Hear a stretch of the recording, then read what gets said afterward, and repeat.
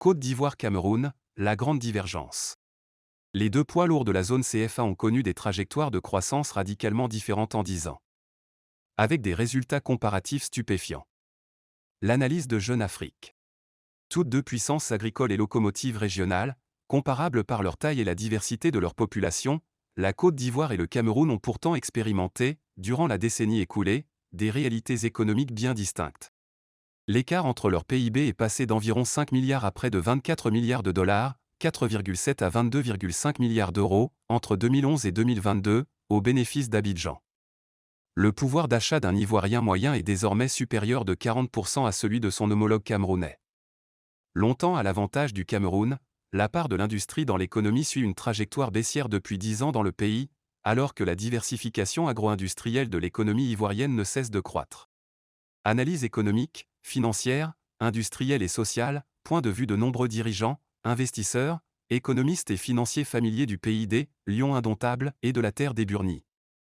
Dans une série inédite consacrée à ces deux poids lourds de la zone CFA, Jeune Afrique a analysé en profondeur leurs principales forces et faiblesses pour comprendre le contraste actuel entre leurs performances. Crise sécuritaire.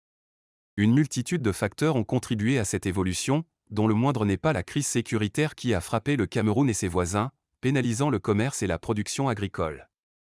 Pourtant, selon les experts interrogés par Jeune Afrique, une attitude et une diligence différentes dans la conduite des politiques économiques ont creusé l'écart entre les deux pays.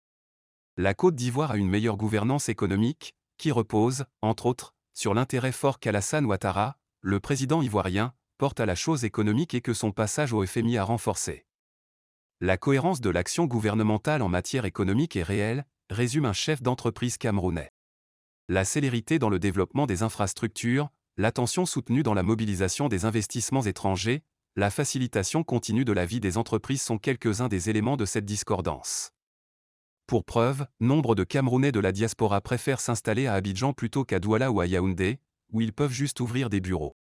Productivité. Pour autant, la partie est loin d'être terminée. Les avantages et le potentiel du Cameroun sont réels et ne demandent qu'à être mieux mis en valeur. Entre-temps, Abidjan a pour sa part déjà amorcé la phase suivante de son développement. Avec l'aide de la Banque mondiale, le gouvernement planche sur les moyens d'accroître davantage la productivité de l'économie ivoirienne et des travailleurs ivoiriens. Sans réaction du côté camerounais, la simple divergence pourrait vite se transformer en déclassement.